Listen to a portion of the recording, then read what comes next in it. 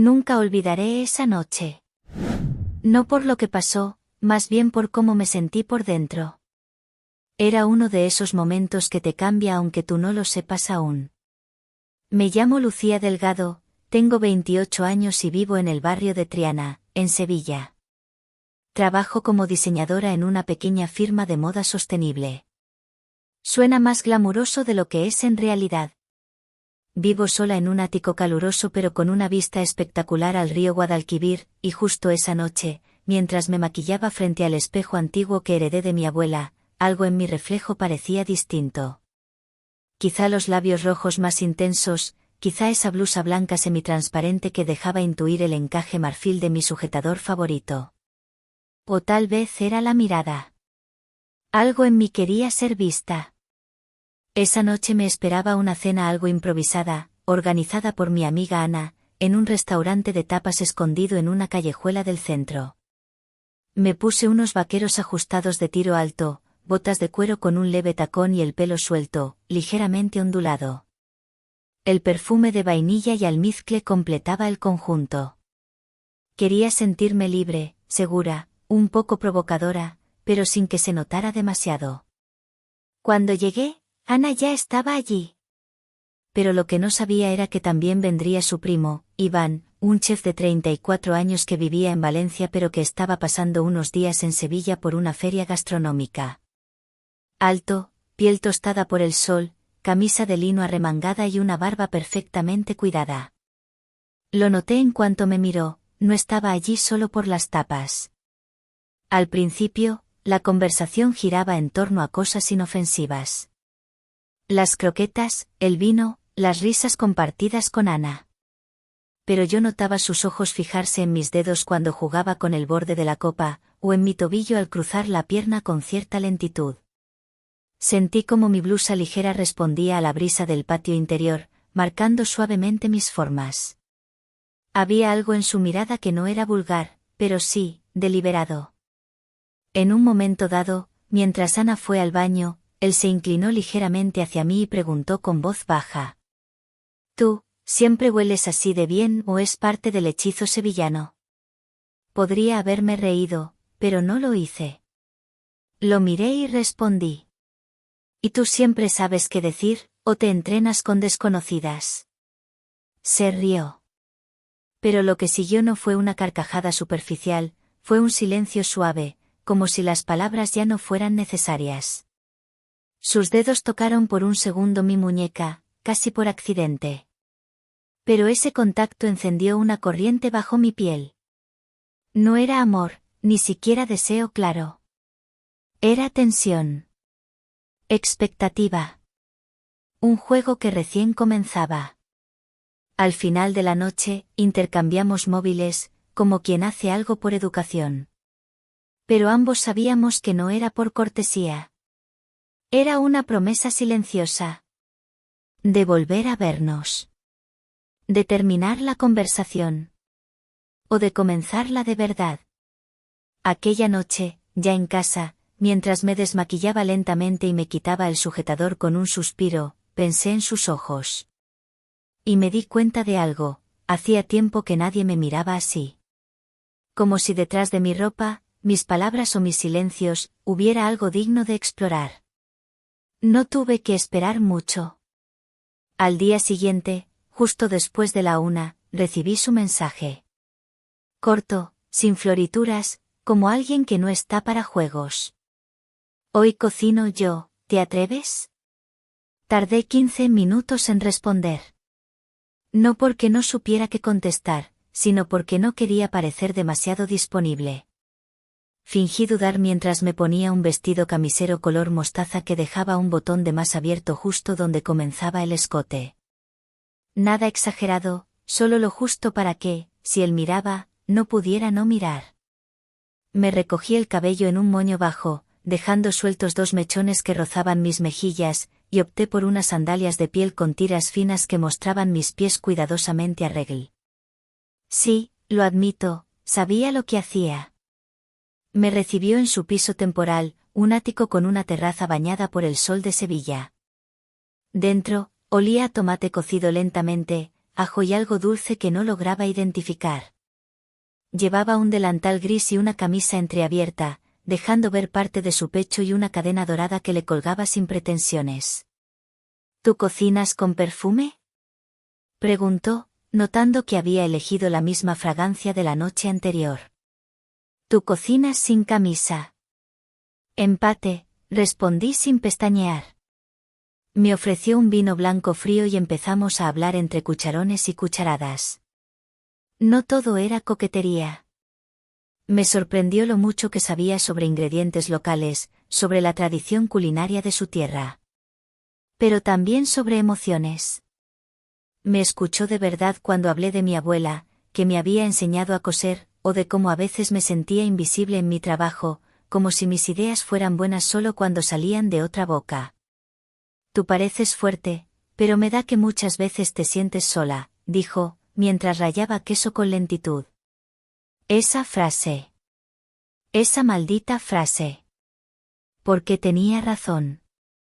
Durante la comida, sus dedos rozaron los míos al pasarme el pan, más de una vez.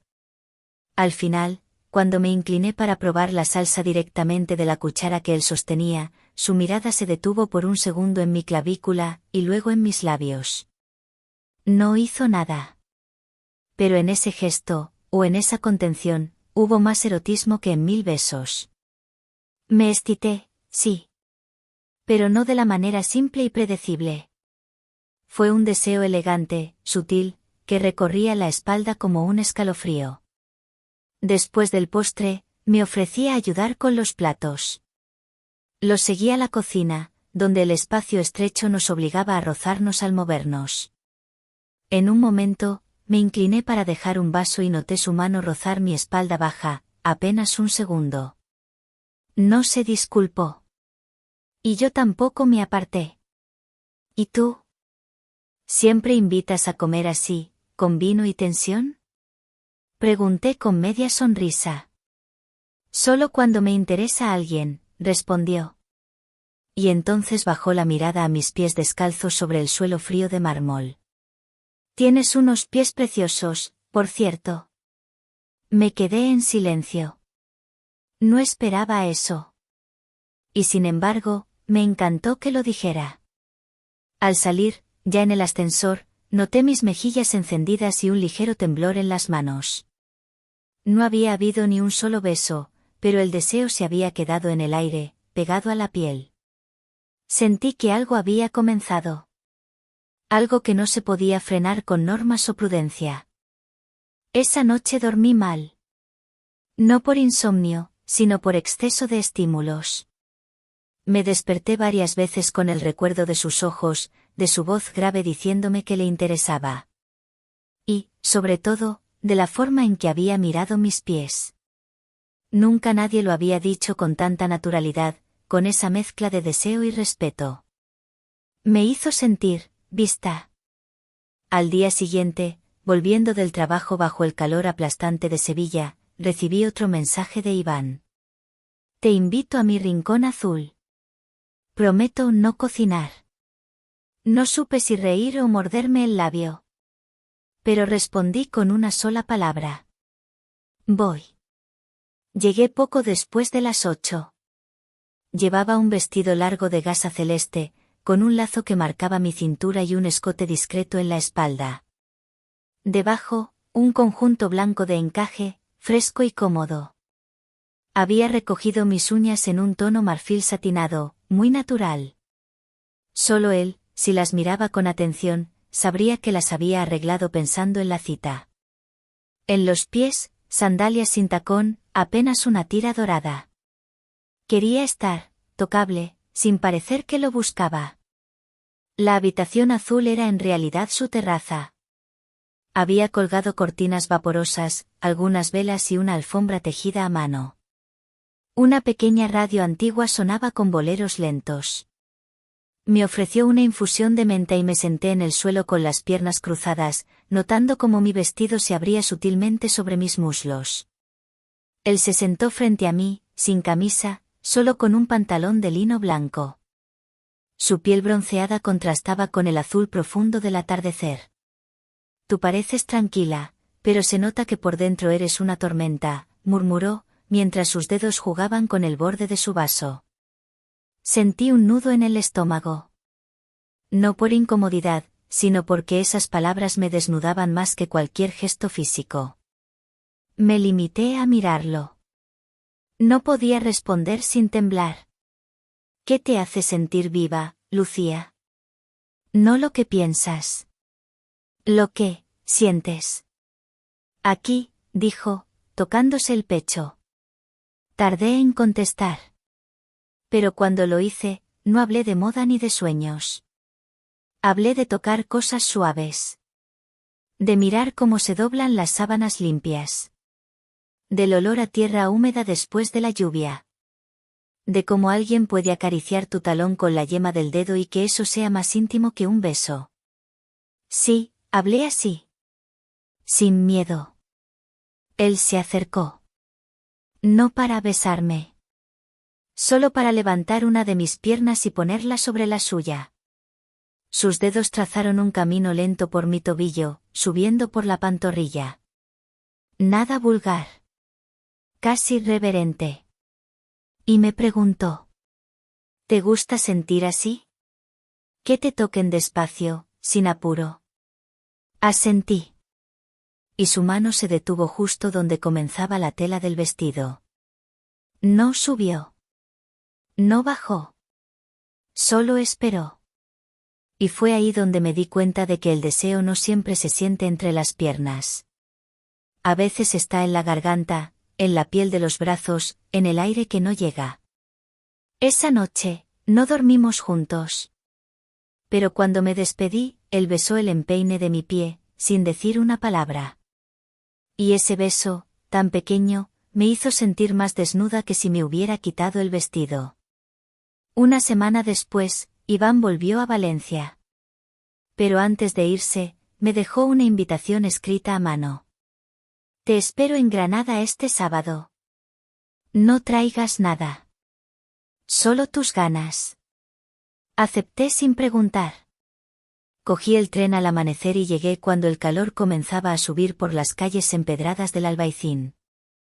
Me esperó en una pequeña casa blanca con persianas verdes, escondida entre bugambilias. Era de su tío, dijo, pero aquel fin de semana era nuestra. Nada más llegar, me ofreció un vaso de limonada con hielo y me acompañó a una habitación sencilla pero mágica, paredes de cal, colchas de lino y un espejo antiguo apoyado contra el suelo. El sol entraba por las rendijas, dibujando sombras en mi piel. Me senté en la cama descalza. Llevaba un vestido suelto de lino blanco, sin sujetador, y unas braguitas suaves de algodón. Nada espectacular. Pero él me miraba como si lo fuera todo. Tú pareces un sueño en este lugar, dijo sin rodeos, sentándose a mis pies. Sus manos envolvieron mis tobillos, despacio, como si contara cada hueso. Luego los apoyó sobre sus muslos y comenzó a masajearlos con suavidad. No era sexual. Era devoto. El silencio de la casa parecía protegernos. Yo cerraba los ojos a ratos, dejándome llevar. A veces él decía cosas bajito. Tienes el arco del pie más hermoso que he visto. Este lunar en tu rodilla me va a perseguir. Cuando alcé la vista, lo vi mirándome no a los ojos, sino al reflejo en el espejo. Yo también me miré. Mi cuerpo medio inclinado, mis pies en sus manos, mi rostro rojo de placer callado. Me vi desde fuera. Y me gusté. No hicimos el amor. Pero hubo momentos en que sentí que sí. Cuando me subió el vestido con cuidado para masajear los muslos, cuando besó lentamente cada dedo del pie, cuando pasó la yema de su pulgar por detrás de mi rodilla con una precisión casi médica. Era un lenguaje. El suyo. El nuestro. Cenamos en la terraza con vistas a la Alhambra, compartiendo tajadas de sandía y queso curado. Me reí con la boca llena, él me limpió una gota de zumo que bajaba por mi barbilla. Me sentí plena. Esa noche dormí con su camiseta puesta, acurrucada en una cama pequeña, con sus brazos rodeando mi cintura. Y soñé. Soñé que no era solo deseo. Que quizá, era el principio de algo. Volvimos a Sevilla juntos en un coche que apenas hablaba. No por incomodidad, sino porque sabíamos, cualquier palabra podía romper algo. Como si lo que habíamos creado en Granada flotara entre nosotros, frágil, dorado, perfecto. Los días siguientes pasaron extraños. Él tenía que regresar definitivamente a Valencia. Yo no sabía si quería que se quedara o que se fuera antes de que doliera más.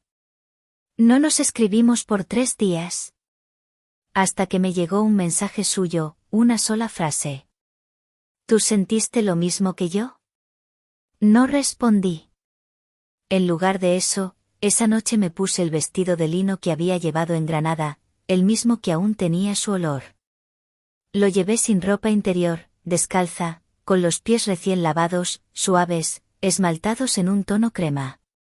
Encendí una vela y me senté en la misma terraza donde nos habíamos conocido semanas atrás. Con la copa de vino en la mano, me obligué a recordar.